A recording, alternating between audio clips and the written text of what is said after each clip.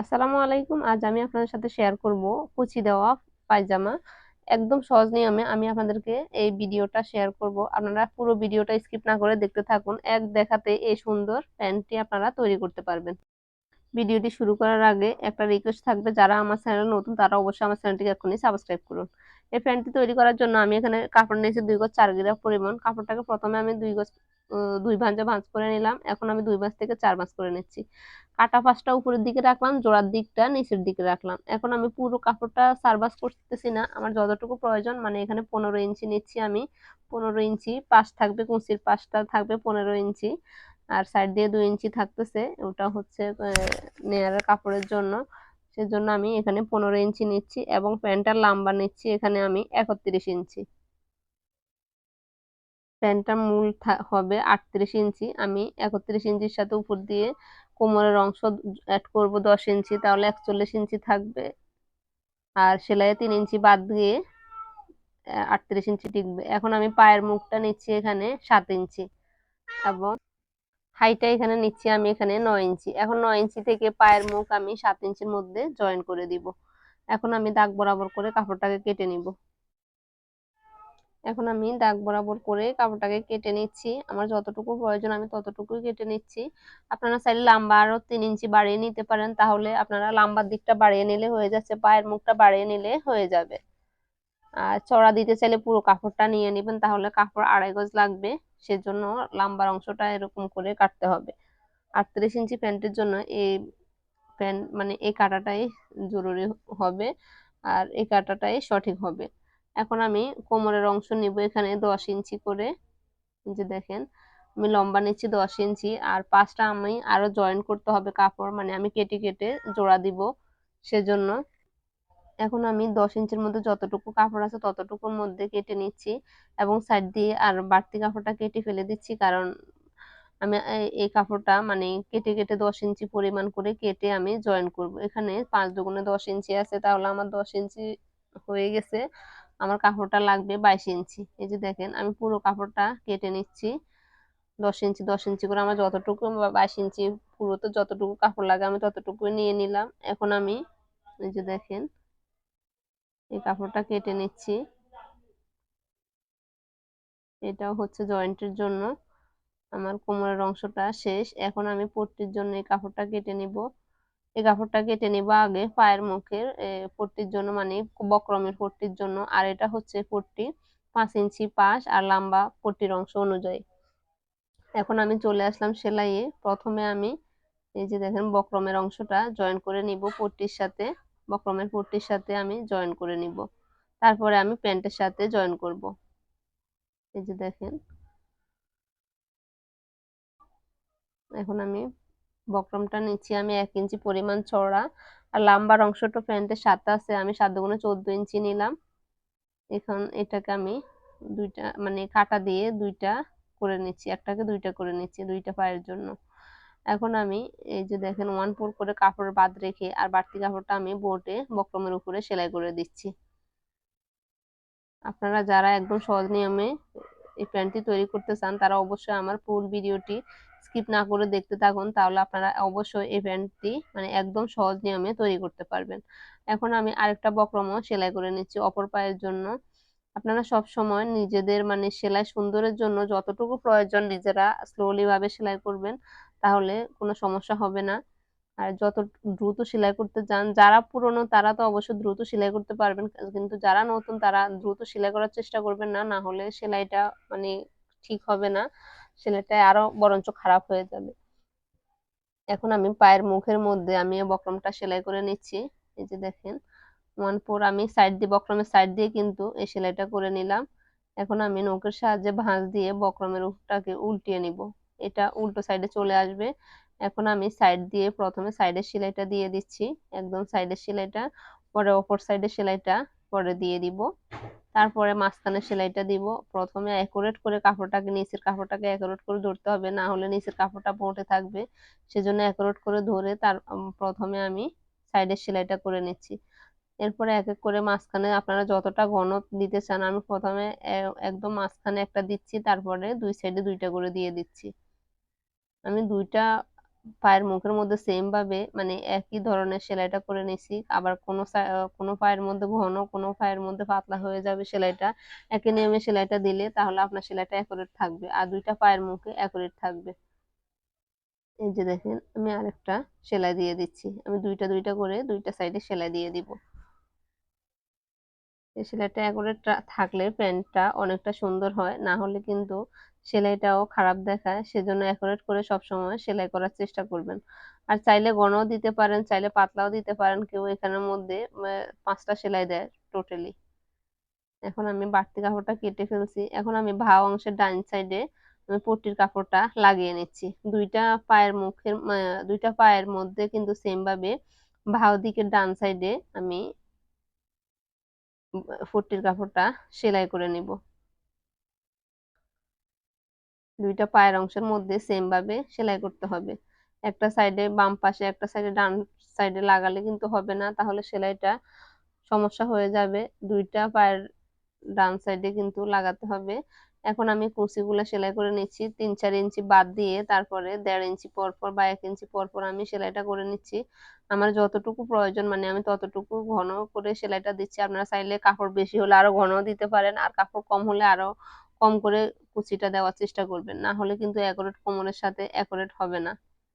এখন আমি অপর পায়ের মধ্যেও সেম ভাবে আমি কুচিগুলা বসিয়ে নিচ্ছি। এই যে দেখেন, আমি দুইটা পায়ের মধ্যে সেম ভাবে আমি কুচিগুলা বসিয়ে নিচ্ছি। কোনো সাইডে বেশি দিই নাই, কোনো সাইডে কমও দিই নাই, সেম ভাবে কিন্তু আমি অ্যাকুরেট করে কুচিগুলা করে নিচ্ছি। আর কোমরের অংশের সাথে যদি না মিলে বা কুচি একটা কোমরের সাইডটা বড় হয়ে যায়, কুচির সাইডটা কম হয়, তাহলে কুচি একটা খুলে দিলে হয়ে যাচ্ছে। আর যদি কোমরের সাইড থেকে কুচির সাইডটা কম হয়, তাহলে কুচি একটা বেশি করে দিলে হয়ে যাবে। এখন আমি একটা পায়ের সাথে মানে আরেকটা পা জয়েন করে নিচ্ছি। কুচির অংশটা একটা পায়ের সাথে আরেকটা পা পট্টির অংশটা জয়েন করে নিচ্ছি। অ্যাকুরেট করে কিন্তু সেলাইটা করতে হবে। এই যে দেখেন, বাঁ দিকটা ভেতরের দিকে রেখে উল্টো সাইডটা বাইরের দিকে রেখে কিন্তু আমি সেলাইটা করে নিচ্ছি। এটা কিন্তু আমি দুইটা কুচির অংশ অ্যাকুরেট করে তারপরে পট্টির অংশটা সেলাই করে নিচ্ছি। এখানে আমি প্রত্যেকটা সেলাইয়ের মধ্যে বেশিরভাগ সেলাই আমি কিন্তু দুইটা সেলাই দেওয়ার চেষ্টা করি। এই যে দেখেন, এখানে আমি বাড়তি অংশটা দুইটা পার্টের মধ্যে বাড়তি অংশটা কেটে ফেলছি। এখন আমি কোমরের অংশটা একের পর এক জয়েন করে নিব, মানে একটার সাথে একটা অ্যাডজাস্ট করে নিব। আমার ভিডিওটা যদি আপনাদের ভালো লেগে থাকে অবশ্যই লাইক, কমেন্ট এবং শেয়ার করবেন, এবং প্রতিদিন নতুন নতুন সেলাইয়ের ভিডিও পেতে চাইলে অবশ্যই আমার চ্যানেলটিকে এখনই সাবস্ক্রাইব করুন। আর যারা অলরেডি সাবস্ক্রাইব করে দিয়েছেন তাদেরকে অসংখ্য ধন্যবাদ। এই কোমরের জোড়ার অংশটা যদি আপনারা ঘন করে দেন তাহলে একটা সেলাই দিলে যথেষ্ট হয়ে যাচ্ছে। আমি কিন্তু ঘন করে স্টিচটা দিচ্ছি, সেজন্য আমি একটা সেলাই করে দিয়ে দিচ্ছি। আর যদি পাতলা সেলাই দেন তাহলে কিন্তু দুইটা দেওয়ার চেষ্টা করবেন, তাহলে সেলাইটা অনেকটা মজবুত হবে, আপনাদের সেলাইয়ে কোনো সমস্যা হবে না। সেদিকে খেয়াল রেখে কিন্তু কোমরের অংশটা সেলাই করতে হবে। এই যে দেখেন, আমি প্রত্যেকটা একটার পর একটা জয়েন করে নিছি। পুরো কোমরের অংশটাই মানে প্রত্যেকটা জয়েন করে নিছি। এখন আমি কুচির অংশের সাথে মানে মেপে দেখবো অ্যাকুরেট আছে কিনা। 22 ইঞ্চি, এই যে দেখেন এখানে 24 ইঞ্চি আছে, তাহলে আমি 23.5 ইঞ্চি নিব। সেলাই এক্সট্রা 1/2 ইঞ্চি বাদ দিয়ে আমি 3.5 ইঞ্চির মধ্যে আমি সেলাইটা করে নিচ্ছি। কারণ একটু লুজ দিলে কিন্তু সমস্যা নেই, কিন্তু বেশি ফিটিং দিলে কিন্তু কোমরের অংশটা অনেক সমস্যা হয়ে যায়। কারণ ধোয়ার পরে কিন্তু কাপড়টা অনেকাংশে খাঁপে যায়, মানে কম হয়ে যায়। সেদিকে খেয়াল রেখে কিন্তু এই সেলাইটা করতে হবে। এখন আমি ইলাস্টিকের জন্য মানে রাবার লাগানোর জন্য কোমরে আমি সাইড দিয়ে 1/4 করে সেলাই করে দিচ্ছি। এখানে একটা বোটা দিয়ে সেলাই করে নিচ্ছি, তাহলে রাবারটা লাগাতে মানে অনেকটা সুবিধা হবে। সেজন্য আমি একটা বোটা দিয়ে সেলাইটা করে নিচ্ছি। তারপরে আমি কোমরের অংশের সাথে আর হচ্ছে যে কুচির অংশের সাথে জয়েন করে নিব, কোমরের সেলাইটা জয়েন করে নিব।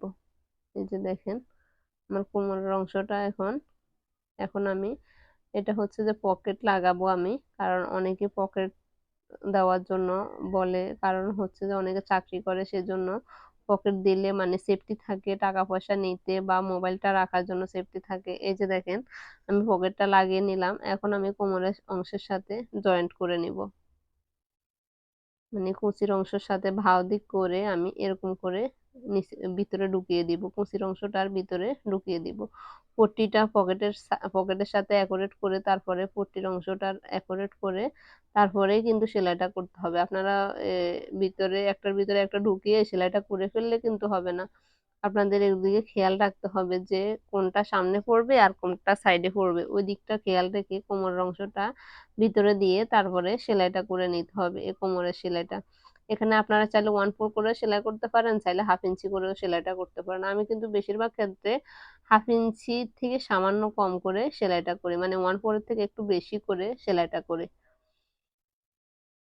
এখানে আমার কোমরের অংশ থেকে কুচির অংশটা একটু বেশি হয়ে গেছে, এই জন্য আমি একটা একটা করে মানে সব সাইডে একটা একটা করে কুচি দিয়ে দিচ্ছি। যেখানে আমি গ্যাপ রাখলাম কুচি দেওয়ার সময়, ওই গ্যাপের মধ্যে কিন্তু একটা একটা করে কুচি দিয়ে দিচ্ছি।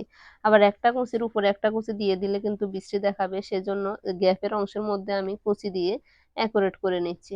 তাহলে কিন্তু আর কোনো অসুবিধা হচ্ছে না। এই যে দেখেন আমার কাপড়টা মিলে গেছে, এই যে হাইয়ের অংশের সাথে কাপড়টা মিলে গেছে, আমার কোমরের অংশ সেলাই শেষ। এখন আমি ইলাস্টিক 11 ইঞ্চি নিলাম। 11 ইঞ্চির এখন মুখটা জয়েন করে প্যান্টের মধ্যে এভাবে ঢুকিয়ে দিয়ে উল্টো সাইডে কিন্তু আমি সেলাইটা দিয়ে দিচ্ছি। আপনারা চাইলে যদি এটা বুঝতে অসুবিধা হয় মানে ইলাস্টিকটা লাগানো, তাহলে কিন্তু আমার চ্যানেলের মধ্যে অনেকগুলা ভিডিও দেওয়া আছে প্যান্টের, ওই ভিডিওগুলা ঘুরে দেখে আসতে পারেন, তাহলে অবশ্যই আপনারা এই শুধু ইলাস্টিকটা তৈরি করতে পারেন। আমি প্রত্যেকটা ভিডিওর মধ্যে কিন্তু ফুল ভিডিও দেওয়ার চেষ্টা করছি, কারণ সব সময় তো ইলাস্টিক দেখাই, সেজন্য আজকে দেখাই নাই। তো লাস্ট পর্যায়ে এখন আমি দেখাচ্ছি শুধু কিভাবে মানে ইলাস্টিকটা লাগাবেন। কাপড়টা সেলাইয়ের পরে এই যে দেখেন সামনের দিকে ইলাস্টিকটা টেনে নিয়ে আসছি আর পিছনের কাপড়টা টেনে ধরছি, এরকম করে কিন্তু ইলাস্টিকের অংশটা সেলাই করতে হবে, না হলে কোমর আর হচ্ছে যে কাপড় আর হচ্ছে যে রাবার অ্যাকুরেট হবে না। কারণ হচ্ছে যে রাবারের থেকে কাপড়ের অংশটা অনেকটা বেশি, মানে রাবারের অংশটা কম হয় আর কাপড়ের অংশটা বেশি হয়, লাস্টে এসে কাপড়গুলা কুঁচকিয়ে থাকে।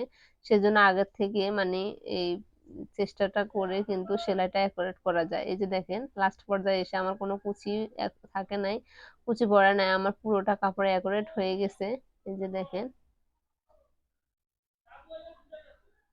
এখন আমি কোমর এবং ইলাস্টিকটা অ্যাকুরেট করে তারপরে আমি রাবারের উপরে সেলাইটা দিয়ে দিচ্ছি। টেনে টেনে কিন্তু প্রথমে অ্যাকুরেট করে নিতে হবে, তারপরে রাবারের অংশে সেলাইটা দিয়ে দিতে হবে। এখানে আমি রাবারের অংশ কিন্তু দুইটা সেলাই দিই, সেজন্য আমি প্রথমে একটা সাইড দিয়ে একটা সেলাই দিচ্ছি, পরে আবার আরেকটা সেলাই দেবো। এই যে দেখেন এখন আবার আরেকটা সেলাই দিয়ে দিচ্ছি। আপনারা চাইলে একটা সেলাই দিতে পারেন মাঝ বরাবর, তাহলে কিন্তু প্যান্টটা একটু কুঁচকিয়ে থাকে, আমার থেকে ভালো দেখে না, সেজন্য দুইটা সেলাই দিলে কিন্তু পারফেক্টলি মনে হয়, সেজন্য আমি দুইটা সেলাই দেওয়ার চেষ্টা করি সব সময়।